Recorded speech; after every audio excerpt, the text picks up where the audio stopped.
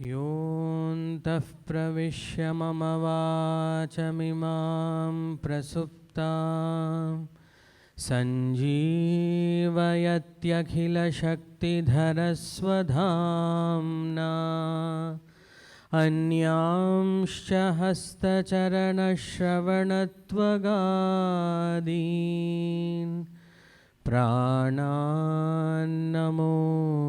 भगवते पुरुषाय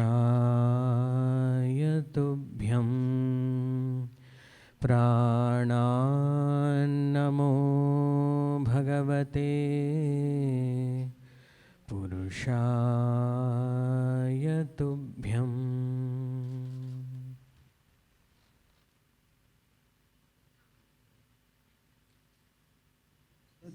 शिवैरि ब्रह्मेदि वेदान्तिनो बौद्धा बुद्ध इति प्रमाणपटवः कर्तेदि नैयायिका अर्हन्नित्यथ जैनशासनरता कर्मेदि मीमांसका सोऽयं वो विदधातु वाञ्छितफलं त्रैलोक्यनाथो हरिः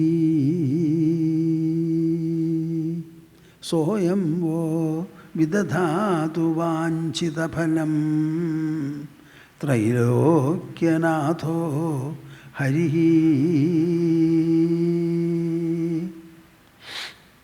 शुद्धो बुद्धो विमुक्तः श्रुतिशिखरगिरां मुख्यतात्पर्यभूमिः यस्माज्जातं समस्तं जगदिदममृताद्व्याप्य सर्वं स्थितो यः यस्यांशांशावतारैः सुरनरवनजैर्रक्षितं सर्वमेतत् तं भूमानं मुकुन्दं हृदि गतममलं कृष्णमेव प्रपद्ये. तं भूमानं मुकुन्दं हृदि गतममलं कृष्णमेव प्रपद्ये. मदीयहृदयाकाशे सदानन्दमयो गुरुः उदेतु सततं सम्यक् स्वात्मानन्दप्रबोधकः. हरि हरि हरि ओम तत्सत्. जय गुरु जय गुरु जय गुरु. We shall have, as usual, 3 times the joint recitation of the auspicious monosyllable Omkara. I think I had told on several occasions the audience about the benefits of this chanting. This Omkara represents the entire gamut of knowledge that the human evolves and expresses. It is a combination of 3 syllables, A, U and All the 3 put together becomes Aum. Reciting Omkara has directly a benefit on the biological heart. It increases the longevity as well as the health of the heart. Its effect on the pineal gland is also very, very distinct and exclusive. The secretion is more, will be more, and it generates all the necessary health for the inner personality consisting of the mind, intelligence and ego. When your biological body has health and the inner personality also has equally compatible health, I think you don't need anything further in this world to make you happy and fulfilled. While reciting Omkara, I would like you to generate a thought, a creative thought, which the human alone will be able to do. That this Omkara recitation must spread upon the whole of our earth, showering its benedictions on all the creatures upon the earth. This is a thought that you should develop while you are reciting. Let this be the sankalpa. Now interlock your fingers and put them on your lap. Sit comfortably erect. Close your eyes. Open the mouth and heart and join me. I don't have the voice I used to have earlier. Whatever is deficient in me, I would like all of you to supplement and complement and make the chorus recitation as vibrant, global as possible.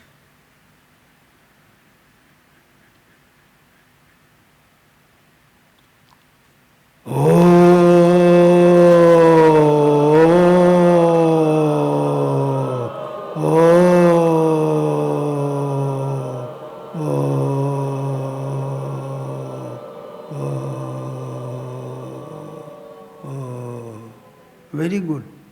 But all of you did not do well. I am not happy. So at least for my sake you recite. Actually it is for the sake of the whole of humanity, for the sake of your own family members and countless generations to come. How grateful the coming generations would be to you, do you know? And how happy the past generations, your own predecessors also will be. So put the whole of your voice. I am not asking you to spend any ringgit, only to use your voice. There should be no lack.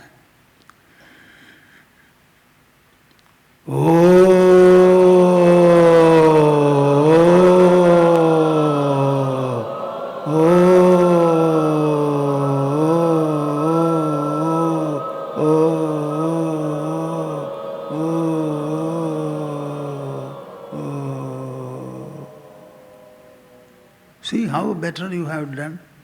I want you to do the best.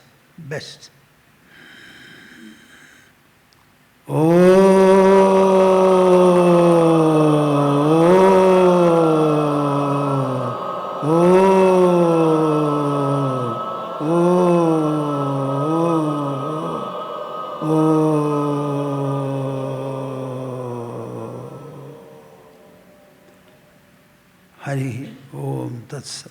Jaya Guru. I am happy to come and sit on this platform again. This is a platform I am very much used to.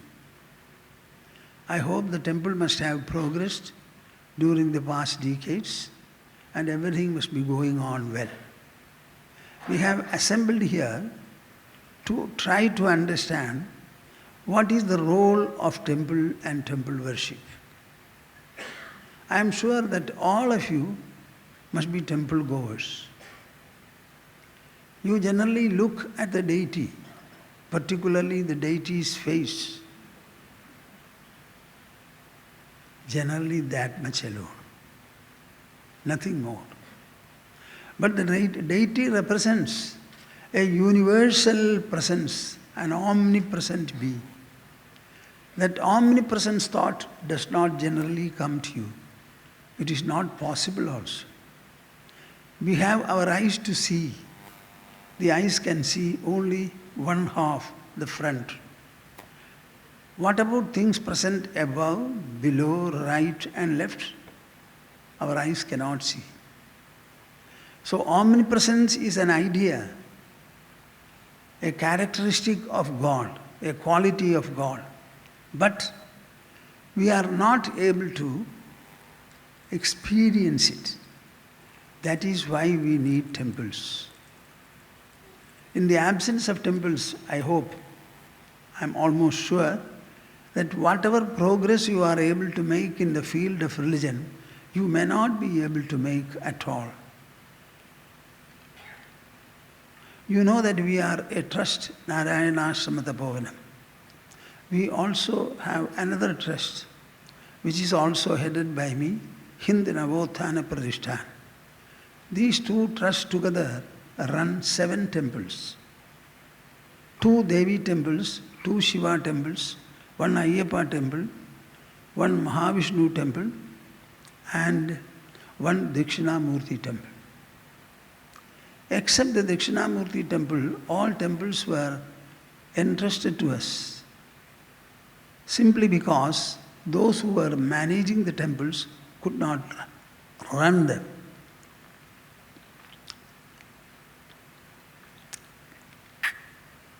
Understanding the crisis and as well as the indispensable need for maintaining temple institutions, we consented and took over the temple, did sufficient rebuilding, instituting of all tantric and other religious practices, etc.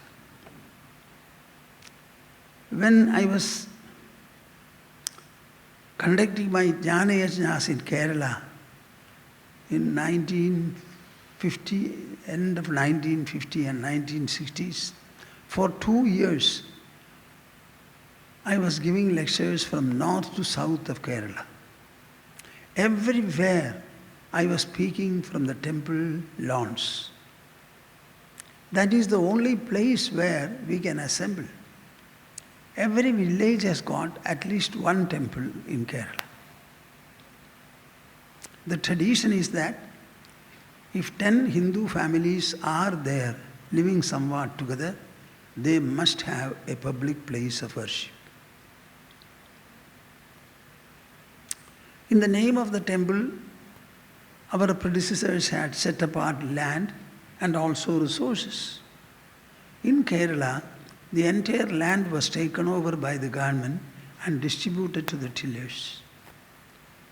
So the entire deities in the temples became what? Orphans one day. And that gap they are not able to recoup even now.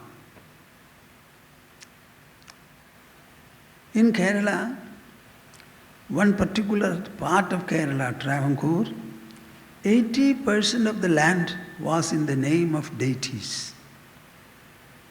Our ashram is situated on the land belonging to the Devi temple on top. That idol was installed by Lord Parashurama in Treta Yuga. Can you imagine? What is the length of the tradition the temple has? Like that you will find our temples are as old as the Vedas. Temple worship is not as you apparently think it to be. There is a great science behind it. How does the temple come up? How is it installed? Why is it installed? In the name of temple, what all activities can be taken up? What all additions and enrichments can be made? If you ask these questions, the answers are very, very profound, my dear souls. The Hindu society, I am inclined to say, is the oldest living society upon the earth. They were able to evolve an eternal literature. Literature is the only ever-living memorial that the human society can think of instituting. If you make a memorial using articles from the earth, they will perish at least one time, maybe after hundreds or thousands of years. But the literature can be renewed, rewritten, represented. Our ancient Vedas were never written, only spoken. If you go to anybody, a Vedic scholar, he will say, I have learned it from my teacher. Like that, if you go back, further back, and ask the first man, where from did you learn? I learned it from the teacher. And the first teacher can never be traced. Later on, Vedas have been written, they are available in writing now. So, India has a very good literary treasure, and the whole treasure is revolving around temples and ashrams. I would like you to understand very clearly, with no iota of doubt, there are only two institutions which have preserved the Hindu culture, tradition and knowledge treasure. One is the temples, where hundreds of thousands and millions of people sometimes visit.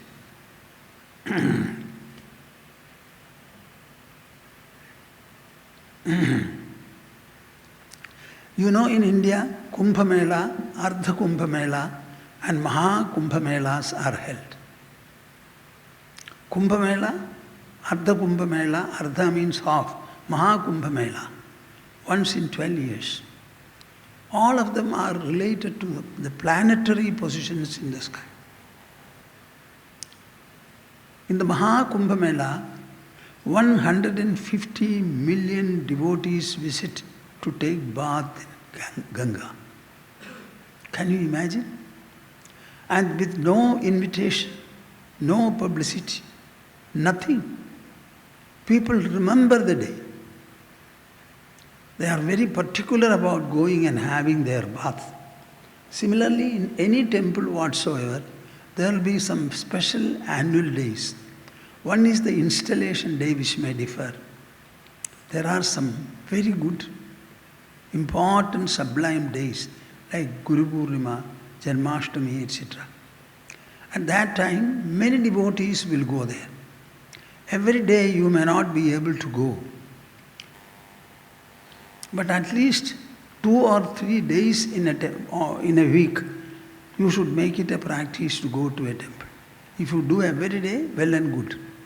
In my young days, temple was part of our life. We used to go to the temple tank and have a bath. And the wet cloth we will tie a towel on the waist, directly go to the temple and worship. I used to spend about half an hour there, preparing sandal paste and giving it to the priest so that he would not give something else as prasada. And in the evening we assembled there again, chanting Vishnu Sahasranama and so many other hymns. So the temple has been a part of my life. I used to wear a kaubeen, means a langoti, a loin cloth. With that alone, I used to look at the sun and prostrate on Sunday, as my mother told me. I started with 12, 24, 52, 108, 300, etc. And maybe there was a Sunday when I prostrated 1008 times. And the place where I used to stand and kneel, they used to be deep by 1 or 2 inches. So I am a very interesting person.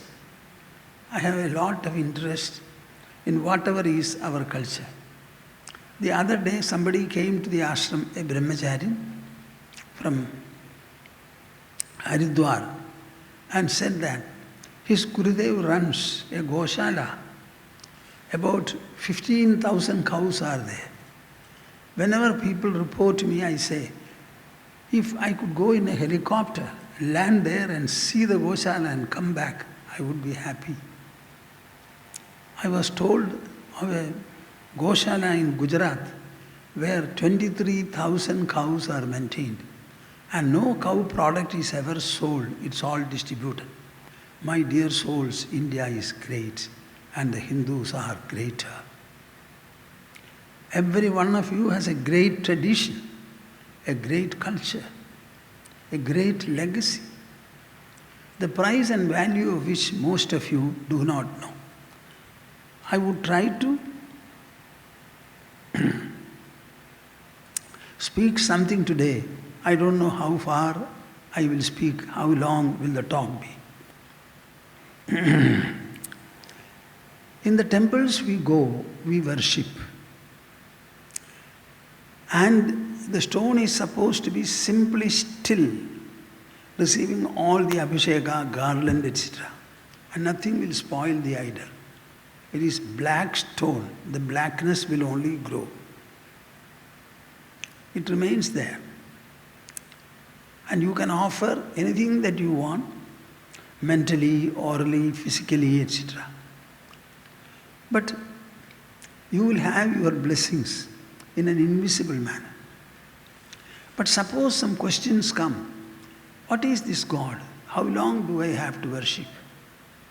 What is the method of improving my worship, etc.? If you ask, you don't get an answer from the idol immediately, and whatever answer the priest give, you will not accept also. So there is a crisis. This crisis is met by the ashrams, where you always go to see a living God. The head of the ashram welcomes you when you go, asks him, why have you come? Do you have any enquiry? And the enquiries are answered. So the temples and ashrams are mutual and they are fulfilling one another. In the absence of temples, our ashram would be suffering greatly, I believe. And in the absence of ashrams, the temple institution also will not be as perpetual as we are finding it to be today, now. There is a beginning for everything in human life. See, all writings, including our shastras and scientific compositions, findings, they begin with speech and alphabets. Our children begin to talk, we teach them. And the talking is further followed by efforts at literacy. So we have alphabets.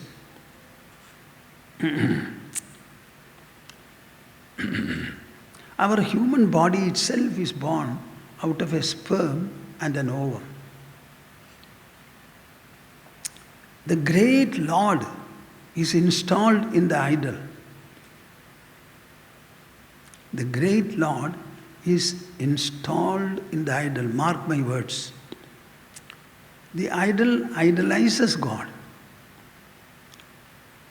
The God which the idol idolizes, how does he come to be present there? At what time? And what is the process? And what is to follow that? Is it a one-time process, the installation, or something more to be done? A temple becomes the sole focus for the young as well as the old. Little children, you take them on your shoulder, on your hip, and show them the idol. Take some prasada and put it on the forehead. Give something as prasada and give it to the child.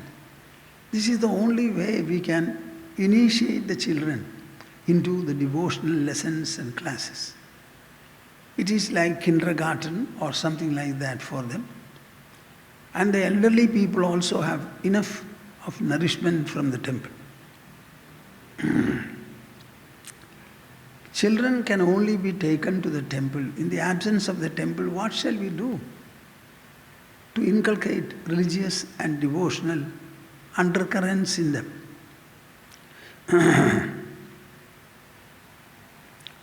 Not all are capable of worshipping in a proper manner at home. You may maximum keep 1 or 2 photographs. Some people may keep some idol also. But a full-fold worship, nobody knows. And no time also is there to do it. So we maintain a public place of worship. That is what temple is. Where the public can come and worship. The priest will look after the idol, bathe it properly, decorate it properly, garland the idol properly, and make the idol welcome you when you go there. You have nothing to do. You only go and worship. Worship is purely yours. Nobody will interfere there. How you worship, how ardently you worship, and what is the goal you set for worship, it's all given to you. Only the idol is prepared by the priest, by the management, and kept ready there. When you go to the temple, you do your offering in the form of utterances, japas, hymns and other things. But always make it a point to offer something material to the temple. The minimum that you can offer generally is burn a lamp. Our temples are noted for lamps. Light, light and light and light. You know, in Trichure there is a Shiva temple. If I tell you the history of the temple, you will be surprised. That idol is never seen by anybody. You know why? Every day they pour ghee, abhishekam, neyi abhishekam. Adu daily pannuva. So over the ghee, yesterday's ghee they pour today. So much so that it has covered the idol. Very rarely one side slips. Otherwise the ghee is never taken away over and over again. So much so that neither the present generation nor the earlier one or two generations, none of them has seen the idol. Can you imagine? Have you ever heard? Still people go there. And on Shivaratri and such other occasions, 100,000 lamps are lit there. 100,000 lamps. Can you imagine? Newspapers shower the news. Our society is great, my dear souls. You have no intelligence to think about it. You have no minds and hearts to appreciate the greatness of our society. So at least make sure that a lamp, some oil or price of oil, something like that, at least for one lamp, that should be the minimum. And you can give to any extent. You can give gold and such other thing. A temple is actually a societal institution. So everything in the temple is looked after by the society around, by the worshippers. In your home, every need has to be met by you. And it is wrong and also disrespectful that your home needs another's help to look after itself. So you have to be independently looking after. But so far as the temple is concerned, the needs of the temple are met by the society, all homes together. So you must definitely play a part in the temple which is amidst you.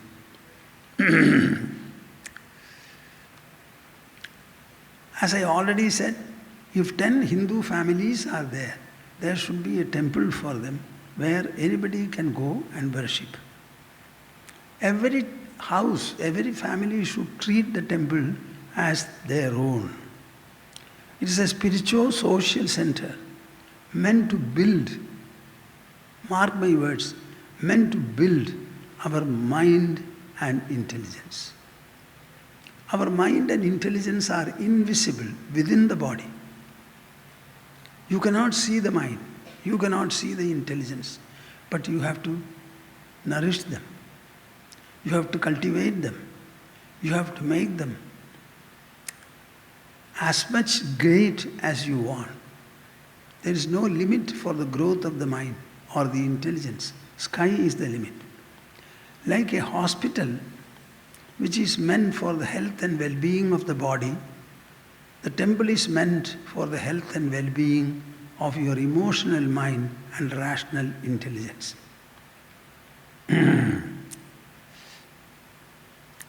There is a great science behind the installation of an idol and setting up a temple.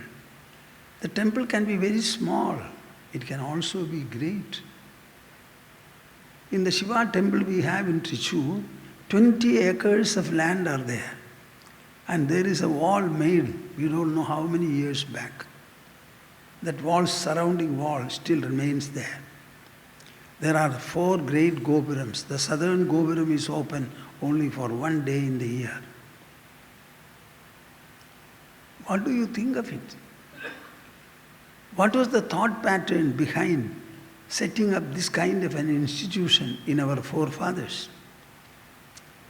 Look at the science behind installing the idol of the temple.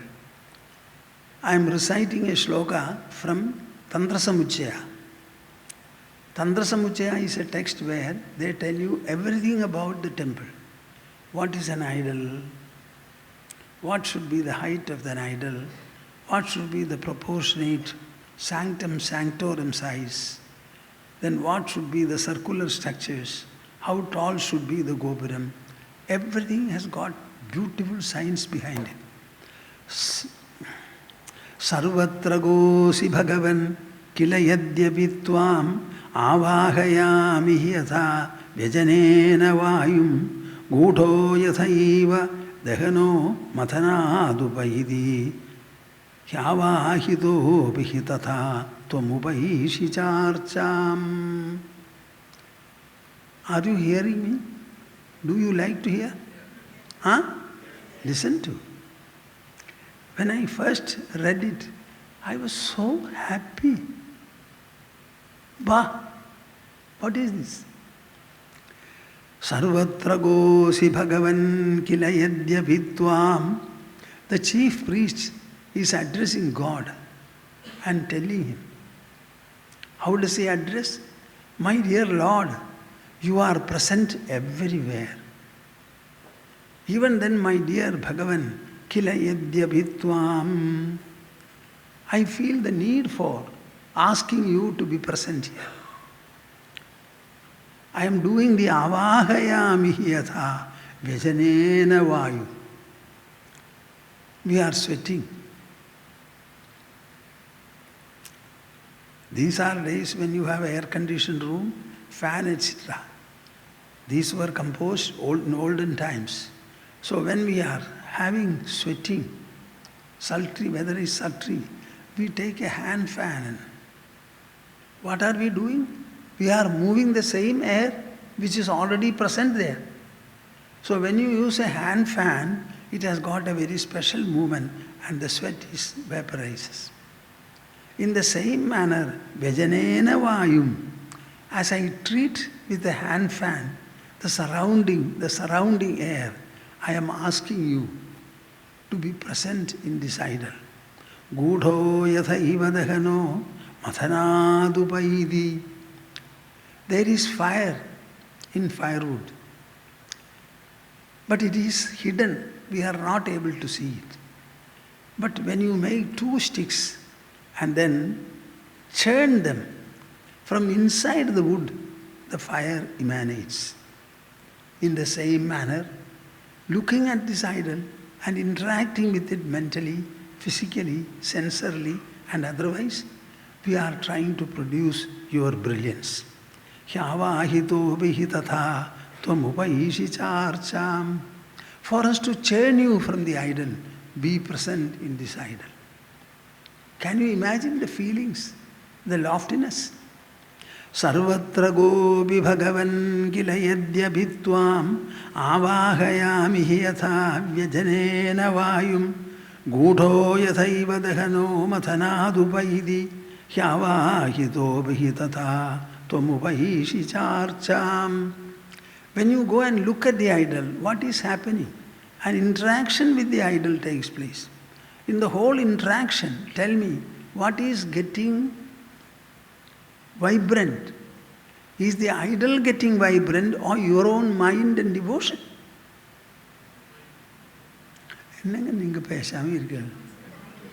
Huh? The idol just remains there. You are interacting with it. The interaction proceeds from your heart and it is having a direct effect on you. Every time you cannot say God, God. When you look at the idol, there are people who have composed great poems. There was one Narayana Bhattadri in Guruvayur. He was suffering from rheumatic complaints. He started worshipping the idol and composed 1044 Sanskrit verses, which are very popular today. This is how he was churning his body, his mind, his intelligence, his heart. How is the idol installed? Bhumer utpannamashmam kathamapi cha tato chidya tasminnanekam divyam rupam cha bhavam swamadikatamaho kurvata shilpi hastad devasthanam hinitva punarapi vividhair mantra tantraistu divyai Pranan angan chatasmin rajayadi purusho swatma shaktya swamatya.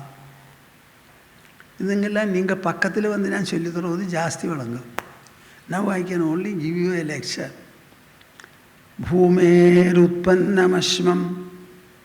What is this idol? Where from is it taken? It is taken from the earth. Earth, particularly in mountainous areas, you have huge rocks.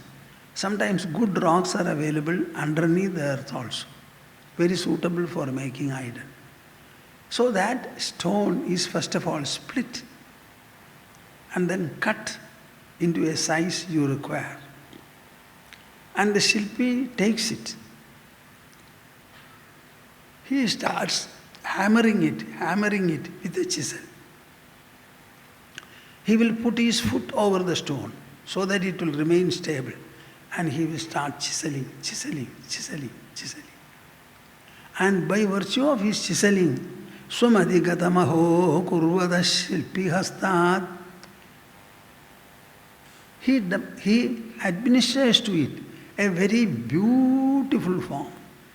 For installing a Rama idol recently in India, they consulted several Shilpis, and finally somebody from Karnataka, his idol was selected. How much time they have to spend? How many times they have to hammer? So he is using his brain, his mind, his attention, his tool, his time, his effort. Devasthanam hinitva. And that idol is brought to the installation place.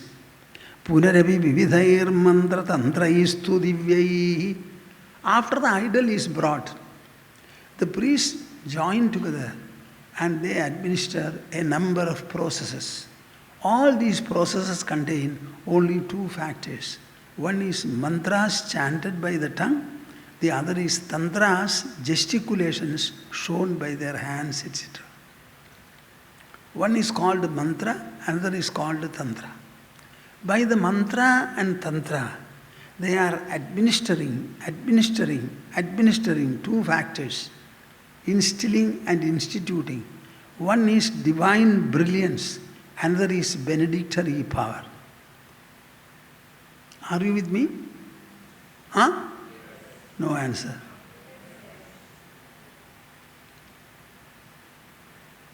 It all depends upon how well the priests do their job. It is their own power. The power from the body is only an instrument. The power from their mind, from their heart, from the intelligence. Every mantra, they put it in milk, they put it in dravya, some materials, etc. Jaladhivasa, Kshiradhivasa, Dravyadhivasa, etc. are the processes administered to the idol. Pranan angancha tasmin rajayadi. And with every mantra, one after the other, they create the different organs for the idol. Eyes, ears, nose, tongue, hands, feet, everything. All these sensations should be there. Tado bhavati tat shilpam Ishwaro chayatanamaya. After the processes are administered, that idol becomes Ishwara. They say, it is now ready, the prana pratishtha is over. You can come and worship now. That will respond as an Ishwara. Bhaktair aradhyamanastu sarvanugraha karakaha.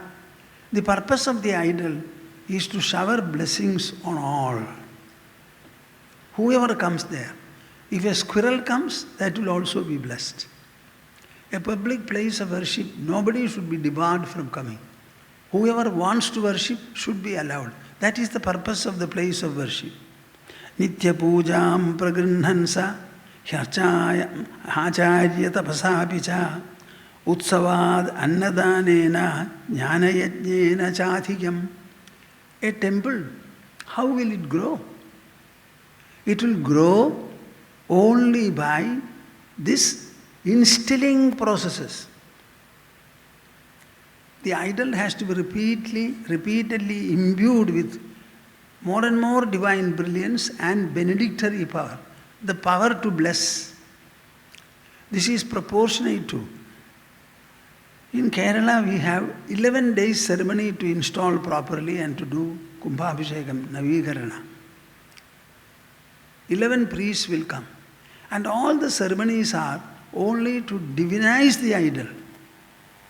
Institute divine brilliance and benedictory power in the deity. All the ceremonies are there, not for anything else. So what should be done? The normal worship and the puja done by the priest will not be sufficient for the idol. So Acharya Tapasa, the main priest, the tantri should come and he should do his special austerity. And all his austerity is meant to instill brilliance into the deity, divine brilliance. You know, after the 11-day ceremony, what the priests do? They feel exhausted. Their own power of the mind has been used to instill into the idol. So they go back home, and at least for 21 or 41 days, they have to do Gayatri Japa 1008, taking 2-3 hours a day. That austerity is required. So once in 12 years, the idol has to be rejuvenated.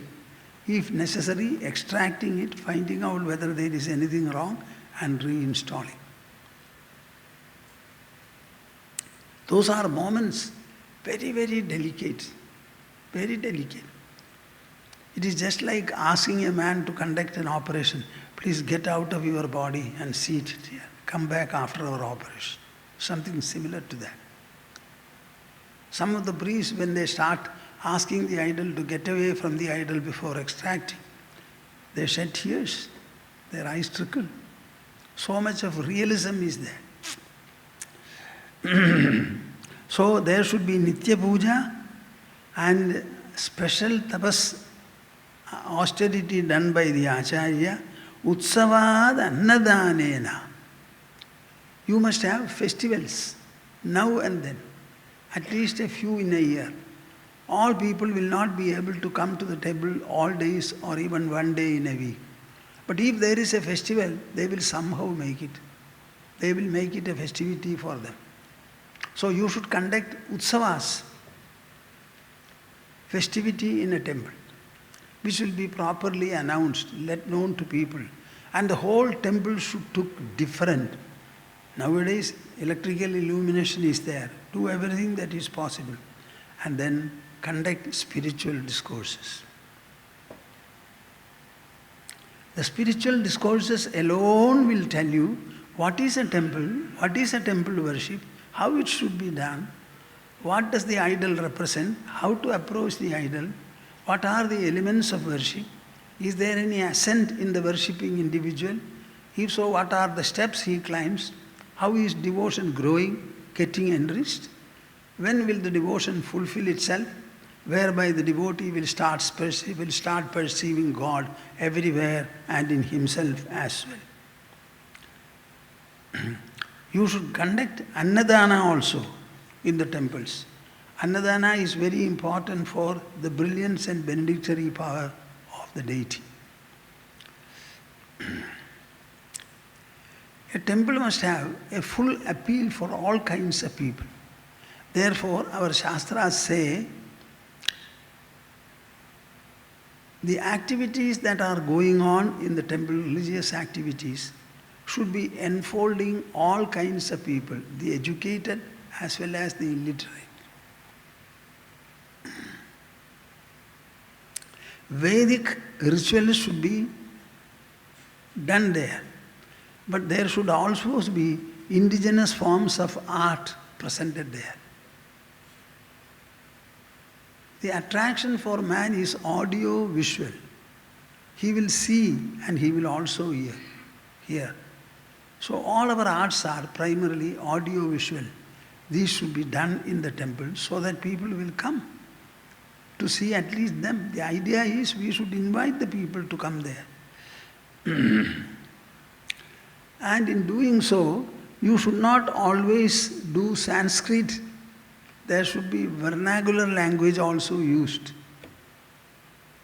It cannot be always Sanskrit, Sanskrit, Sanskrit alone. Vernacular also should be used. Stavai ruchavajai stotraihi pauranaihi prakritairabi stutva prasida bhagavan idi vande dandavade. Folklore also should be done, so that people of that level will come. Remember, the temple should attract all kinds of people. You cannot preclude anyone. So you must have a universal approach there. Do you understand the point? Huh? What are they saying?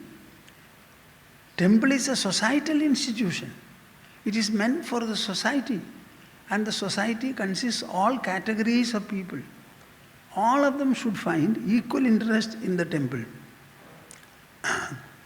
And for conducting daily as well as special festivals and programs in the temple, devotees should come and set apart money for it. A temple can grow to any extent. Set apart some kind of a corpus or other things so that these things will be done.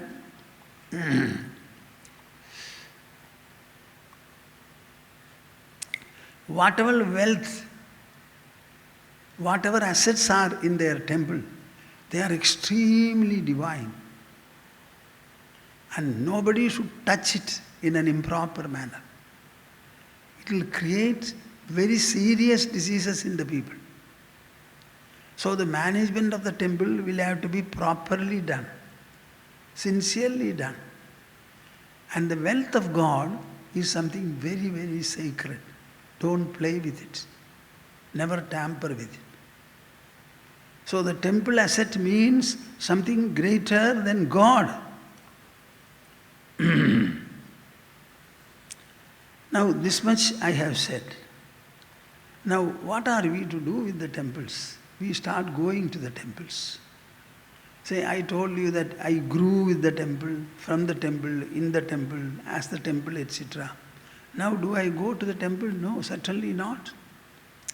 So we had an astrological session in our temple, Devi temple.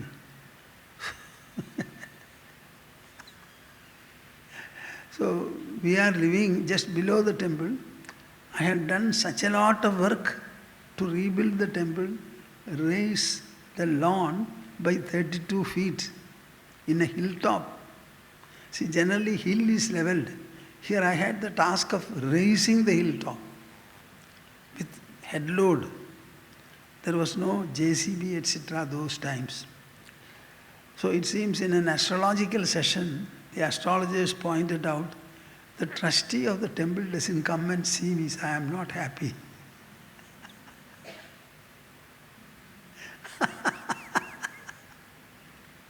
So I do everything for the temple and I talk to Devi also. Not that I don't go, I go. And we made a pathway for doing pradakshina. When it was completed, I went there and I started going around. I wanted to go every day. A few days I did. So I go when nobody is there. So we are all, but whatever is necessary for the temple we do. So you understand what are the sentiments related to these things. While going to the temple and worshipping there, what is the objective? The objective is to purify your mind and to elevate your intelligence. When will you go to the temple and say, my dear Lord, I have not brought anything to give you because I don't find anything as mine. This me, myself, my body, mind, intelligence, ego, everything, that itself is yours. So from today onwards, possess everything and do whatever you like. This is the culmination of devotion. What are you doing now? My son, born on such and such a day, star, do a Pushpa Anjali for that. You offer, look for the birthday, the installation day, and do all the puja in the name of the Lord, and then say, for the welfare of the whole world, you will become gods. The mind should be purified. It should become expansive. The intelligence should start understanding the truths. You must be able to comprehend the omnipresent Lord. You learn the numbers. You start doing addition. What do you do later? In the same manner, there is a growth here also. The focus should be to purify the mind and intelligence. Discover the Lord in oneself. Whether you go to the temple, sit at home, pray, read, sing, tell me, where from does it come? It comes from within you. It comes from within you, which is the seat of experience. The seat of experience is the mind. So where will you realize, feel the blessings of the Lord? Will you realize the blessings on your head or in your heart inside? So the mind should be the focus. Sri Krishna says in Bhagavad Gita, Shreyan drivyamayat yajnat jnana yajna parantapa sarvam karmakhilam partha jnane parisamapyade. We have two kinds of yajna. One is using materials, another is using words. One is dravya yajna, yajna done by materials. Another is done with wisdom in the form of words. So from dravya yajna, you should rise to the level of jnana yajna. From the age of 23, I have been moving about as a moving university, only spreading knowledge, nothing else. That is why it is called jnana yajna. Every word that I utter is a unit of knowledge. As a sound, it comes and strikes your eardrum. From then on, there is no sound. It finds its way to the brain and it forms knowledge there. This is called Jnana Yajna. So the Jnana Yajna is superior to Drivya Yajna. As one grows in devotion, he will return to his own mind and heart from the idol. He will grow.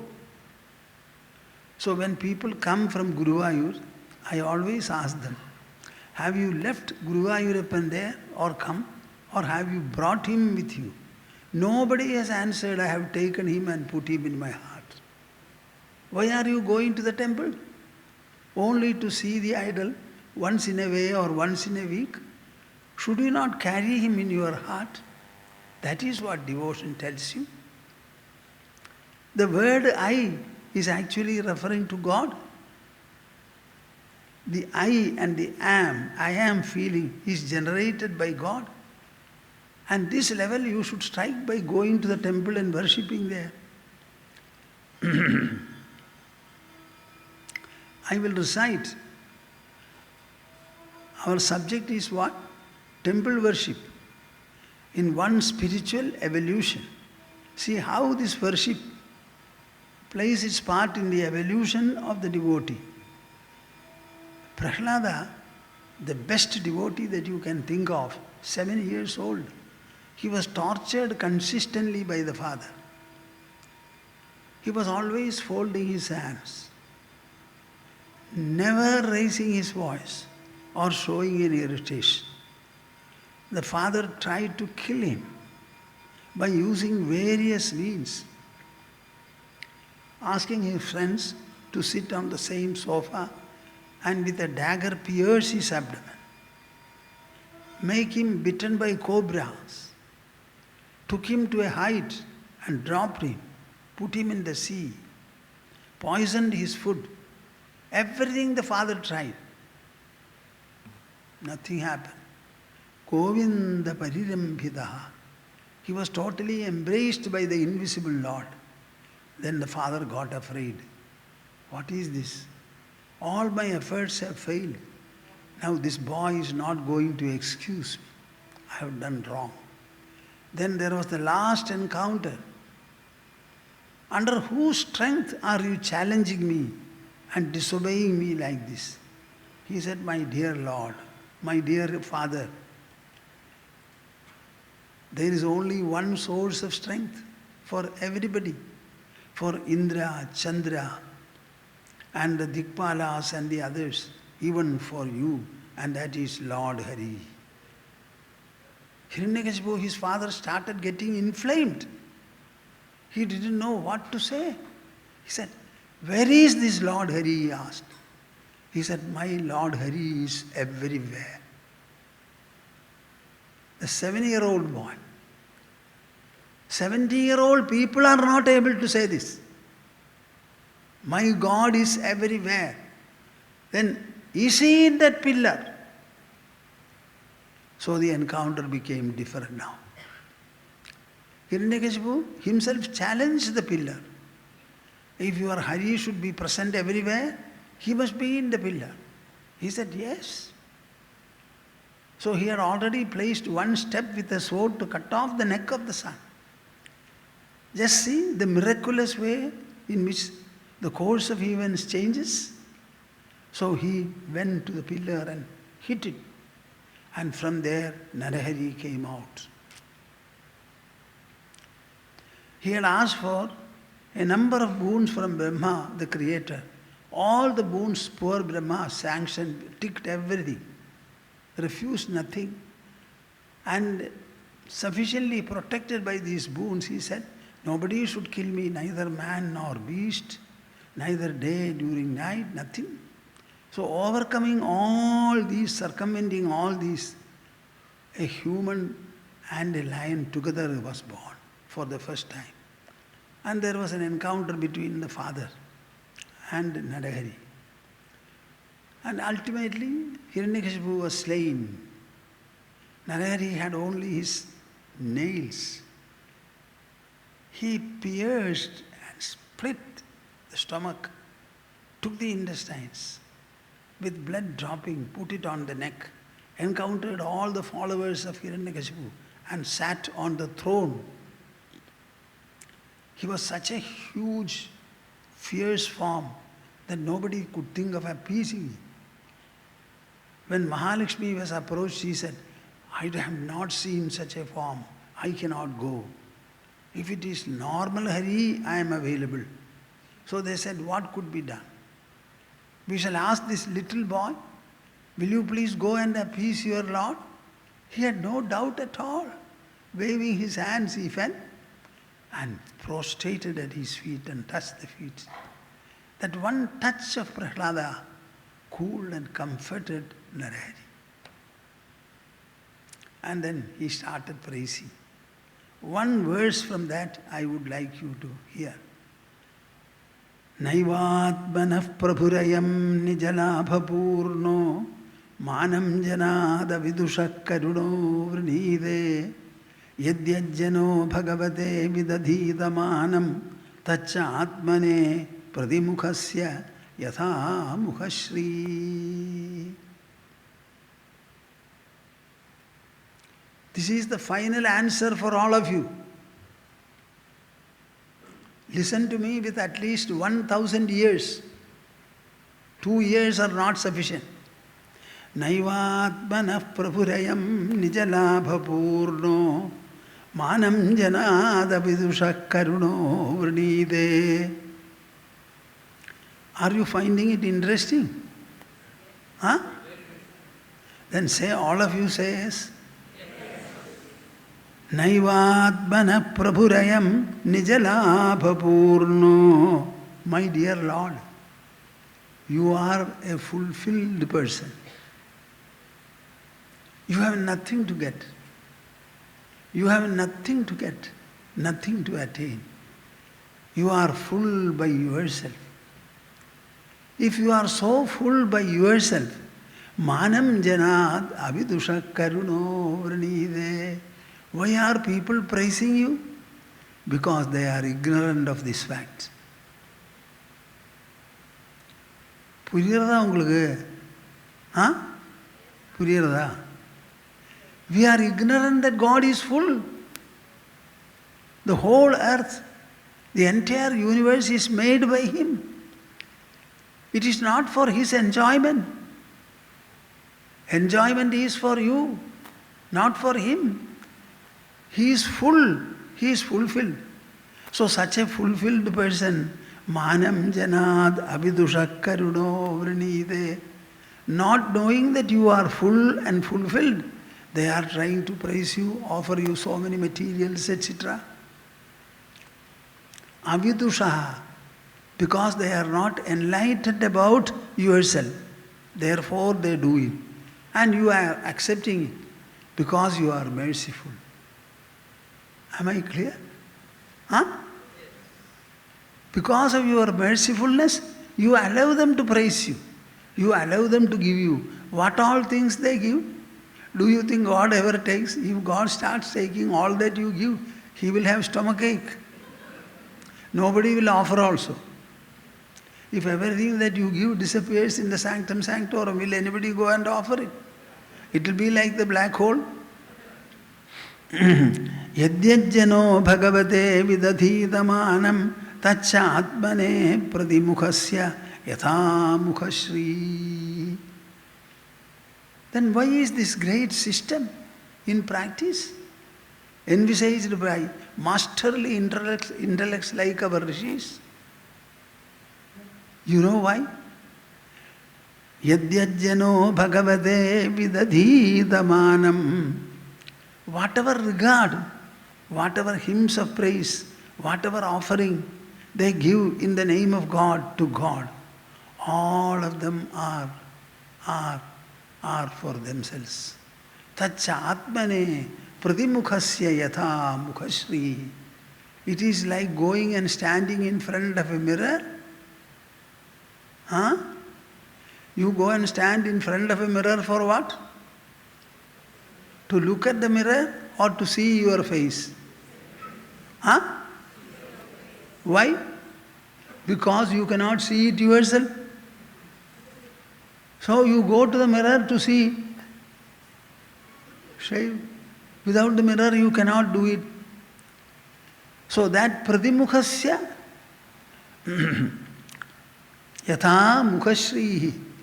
To understand your own Aishwarya, your own Shri in your face, you have to look into the mirror. In the same manner, unless you have an idol, the temple worship, etc., you will not be able to harness your own inner resources. In the course of time, everything you can internalize, but it is necessary. Even if you have outlived, the others around you, the younger generations, they will need the temple. You may stop going to the temple. When you become old, you may not be able to go. But the youngsters will go there, the children will go there. So it is an institution, a cultural institution, a devotional center, a center for building the mind, the intelligence, the heart of person. Tachatmane pradimukhasya yatha mukhashri. So whatever praise you offer to God, you are the beneficiary. Whatever offering you make to God, you are the beneficiary. Nothing God takes, but He will make you do and to enrich yourself. Any action is primarily to enrich the actor.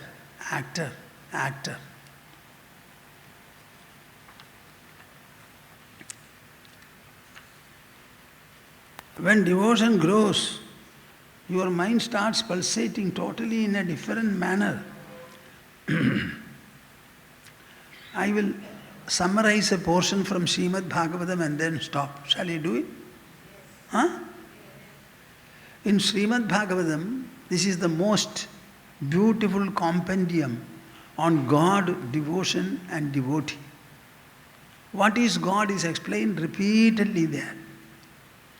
What is devotion is also explained. and who is a devotee and how does he grow. So the devotion has got 3 stages. What are the 3 stages? First of all, it is physical and oral.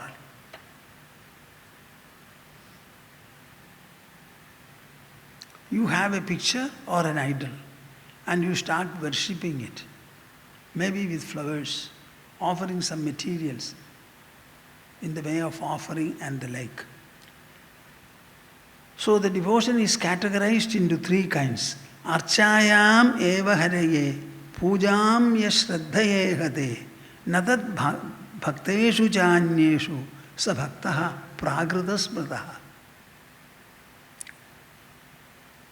I am a worshipper of God, but my worship, I am a worshipper of Shiva or Hari or anybody you can say. I and my Lord. I and my Lord. Nothing else I recognize. Everything is the Lord. And you see the Lord only in the idol. Actually, you see the Lord in the idol. The temple is very huge. It has got a perimeter, boundary wall. When you enter the wall, you don't have the vision of God. And you go a number of steps and finally stand in front of the sanctum sanctorum and look at the face. Bah, you see God. So you see God there and miss Him everywhere else. Is it not?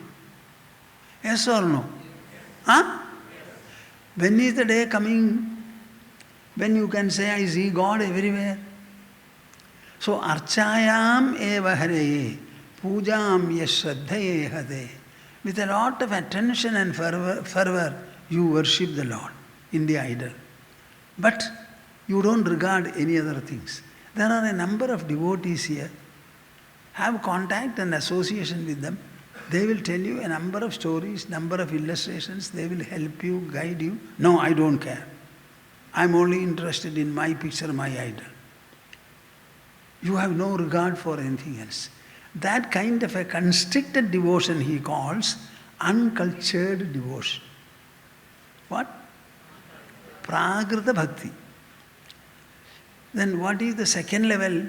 Ishware tadadhineshu balisheshu dvishatsuja prema maitri kripopeksha yakkaroti samadhyamaha. Towards God, you have only love. What? My dear souls, are you hearing? Love Him. You know what is the present position? You give something to God. Love you have chosen. You don't love Him.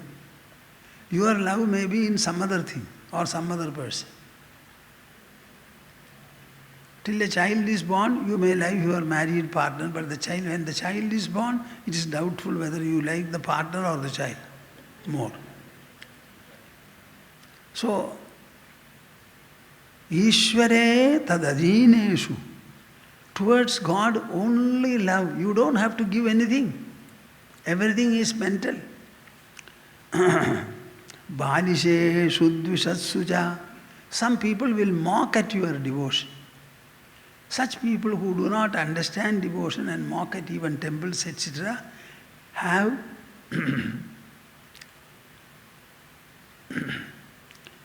I am sorry.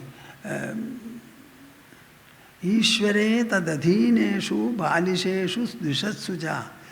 Love towards God, and for the devotees of the Lord, you have an intimate friendship with. Mingle with them. Then they will tell you a number of things about God, your devotion, how to improve, etc. This they will do. So towards devotees, you have friendship. Balisheshu. Some people will speak ill of you, mock at your worship, etc. Every time he is in the temple, he believes in God alone. He does not do anything. So he is a lazy man, etc. They may say. Whenever they say so, have sympathy for them, for their ignorance. Dvishatsuja. There are people who hate you. Such haters, what you should do? You should abandon them. Never think of them. mentally renounce them. Now these are the 4 parallel attitudes of devotion which you can maintain for a longer time. The other devotion is constricted, you will not be able to do it always. So here is the cultivation constantly of 4 parallel virtues. This is the second kind. Now people generally instantly ask me, Swamiji, now what are you going to say about the first kind? Listen to it. Grihitva vindriyairarthan yonadveshti na krishyati Vishnor mayamidam pashyan savai bhagavatottama. He is the Uttama Bhakta. Who is the one? When you interact in this world with your senses, when the senses contact the objects and there is interaction taking place, you should never have hatred for anybody or undue delight on anything. Keep the mind moderate. Never be exulting unduly. Never have hatred also. If you can keep a balanced mind and an equal mind, that is the best form of devotion. In order to help you in this, understand that ultimately God and His illusory power is there. So everything is present but only as an illusory manifestation. Think in this manner.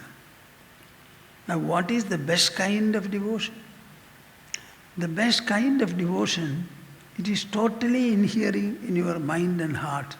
See what Srimad Bhagavatam says. Visarjati hridayam nayasya sakshat harirabhashabhihitopyaghaughanasha pranayarashanaya dhrutangripatmaha sabhavati bhagavata pradhana huktaha. Are you following me? Huh? Will you listen and absorb? Huh? No positive answer, I think. Visarjati hridayam nayasya sakshat hari. The best and the topmost level of devotion is one where the Lord Himself does not leave your heart. What? The Lord Himself does not leave your heart. Why? You have made a cord out of your love for Him. Pranaya rashanaya. Pranaya means love. Rashana means rope or a thread. So where is this thread available from the shop? Somewhere is it available? You have to make the rope. You must have fondness for the Lord. Using the fondness you make a rope and tie His feet firmly in your heart. Mudima, Shevela Ningal. Huh? Ennaki. Pranayarashanaya dhrutangripatmaha sabhavati bhagavata pradhana uktaha. That man is considered to be the supreme in devotion. The Lord is not able to leave your heart because you have strongly bound Him with the cord of love. So the love, even today you judge your mind. Do you love God? How much? In the list if you make what is the first, second and third objects of love for me, I think you must be able to list Him first and last. Then Yashoda did a mistake. She tied the feet of Krishna. She tied her in the waist, hip. So he started walking. So don't do the mistake. Tie firmly the feet. And the one devotee who is truly loving God, what will he think? Na parameshtyam, na mahendradhishnyam, na sarvabhaumam, na rasadhipatyam, na yoga siddhi, na punarbhavam va, maya arpidatmechadi, madvina anyad. For him, na parameshtyam. He doesn't want the Brahmaloka, na mahendradhishnyam, nor the Indraloka, na sarvabhaumam. He does not want the position of a chakravarti, an emperor. Na rasadhipatyam. Nothing in the subterranean world also. Na yoga siddhi. He doesn't want any powers of yoga. Apunarbhavam va. He will never say, I should not be born again. Something very important for you to learn. What is the harm if you get born again? If everything is all right and you are a devotee and Lord is with you, can you not be here available for as long as you want? Or the others want? So there is no intolerance at all. Mad mai arpida atme chari madvina anyad. A man whose mind and heart are totally resigned to me, devoted to me, he will want nothing except me. This is the fulfillment of devotion. But it all starts from the temple, mind you. Unless you have a practice of going to the temple and worshipping there in front of the Lord, I don't think you are a good person. What prevents you from going to a temple? I don't understand. You have a free area where God's name alone is chanted, worship alone is made. You cannot maintain such a place. So you go there, bask yourself in that atmosphere, in that radiance and vibration. Spend about 20-25 minutes or half an hour. Do 21 times pradakshina there. Prostrate if you want, if you can. Make it a habit. Do you think in your house you can have a similar atmosphere? So the temple, I think, is something very, very important. But it should be well managed, neat and clean, and people should understand they are handling the resources and assets of God, devotionally offered by people. It is nothing but devotion, devotion, devotion, and devotional offer to handle it. How much of devotion you must have? You cannot contaminate the offers. So the temple should be well maintained, well managed, and the resources should be devotionally spent, spiritually spent, and every time it should only grow, grow and grow. And you can extend the temple to any extent. There should be enough of land, assets should be there. It can go to any extent. Some of the temples in India are very, very resourceful. How much of gold they have.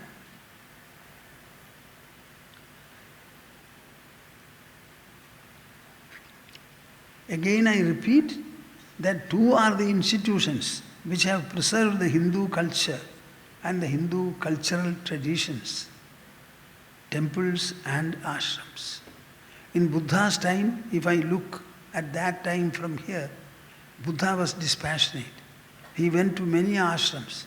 Nobody was able to help him and give him the right instruction. So he became very despondent.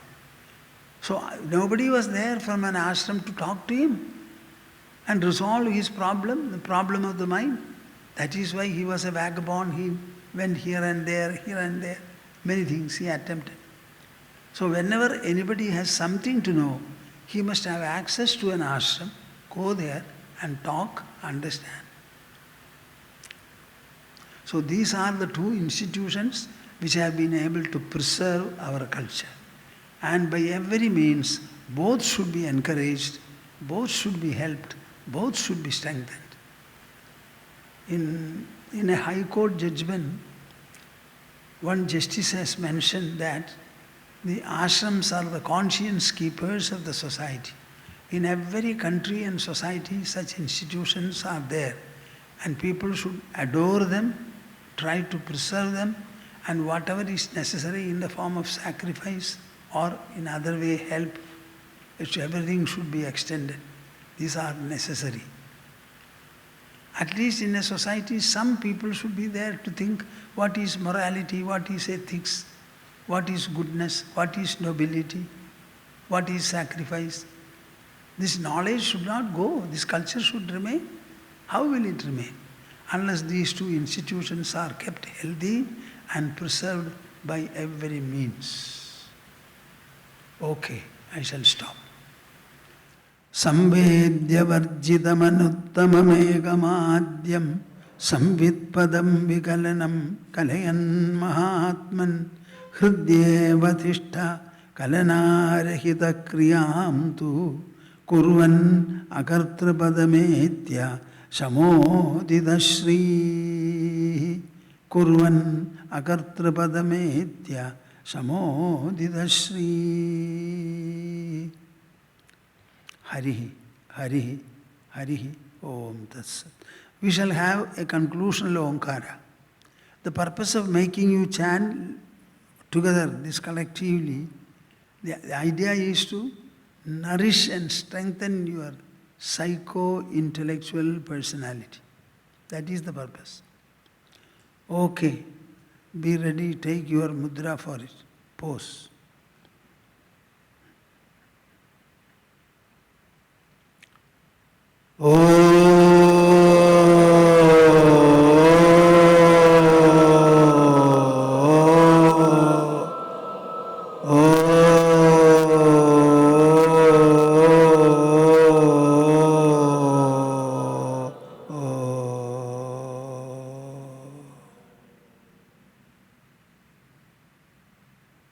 Harihi, Harihi, Om Tat Sat. Jaya Guru. Very good, very good. എല്ലാവരും നന്നായിരിക്കോ?